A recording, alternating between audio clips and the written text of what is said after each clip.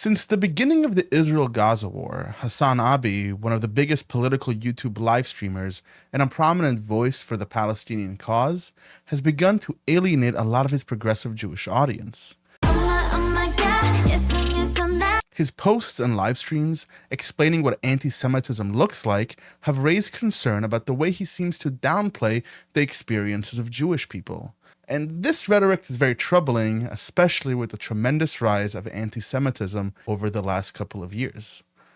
Hasan argues that the Anti-Defamation League, a New York-based nonprofit that specializes in civil rights law and combats anti-Semitism, along with the State of Israel, have purposefully conflated anti-Zionism with anti-Semitism to paint critiques of Israel as banal. Now, his recent post on X argued that the statement, "Free Palestine from the river to the sea," has absolutely nothing to do with anti-Semitism, in the same way that saying Black Lives Matter doesn't mean White Lives Matter. Now, anti-Semitism is understood as hostility to, prejudice towards, or discrimination against Jews as a people.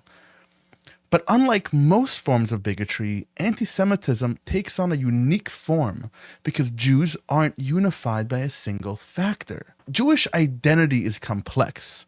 Ethnicity, religion, and culture are highly interrelated. People born into a Jewish family, those with the same Jewish ancestral background or lineage, and people without any traditional Jewish background who are simply followers of the religion are all considered Jewish. This makes the Jewish people an ethno-religious group. Now, anti-Semitism has been different throughout history and has been justified in many different ways. The Romans saw the Jews as the other and therefore exiled them from Judea and Samaria. During the Middle Ages, Christians and Muslims believed their religions demanded it, and during the 20th century, it was justified by biological racism. Now, when I first encountered the BLM movement, I heard the plea: listen to the lived experiences of blacks in America so you could understand racism. So I began to take the time to listen, and I listened carefully. Terms like "from the inner cities" or "real Americans" began to take on a new face, a face of racism. Now, a few months back, I made a video titled "Racist Dog Whistles" with a pretty inflammatory thumbnail, trying to get those clicks. Maybe you are racist. So what is a dog whistle? A dog whistle is a way for speakers or writers to signal to a specific group of people who share a certain belief or bias without openly stating those beliefs. These signals may include keywords, phrases, symbols, or references that resonate with the intended audience.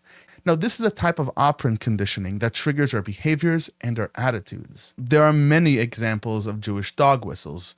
George Soros. Signs paid for by Soros and others. "You will not replace us."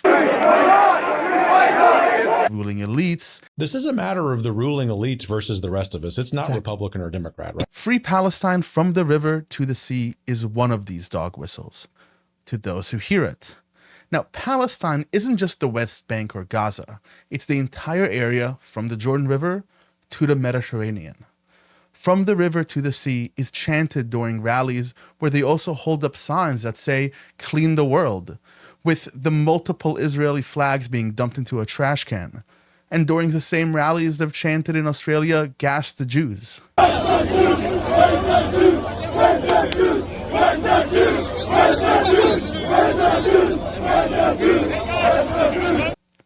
Jews and Israelis understand these dog whistles, just like blacks understand 1350 is racist. He is missing the historical context, how anti-Semitism has changed throughout the generations, and today it is taking the form of what many are calling now new anti-Semitism. New anti-Semitism can be understood as prejudice or hostility towards Jews that is rooted in criticisms of the state of Israel, its policies, or even its existence.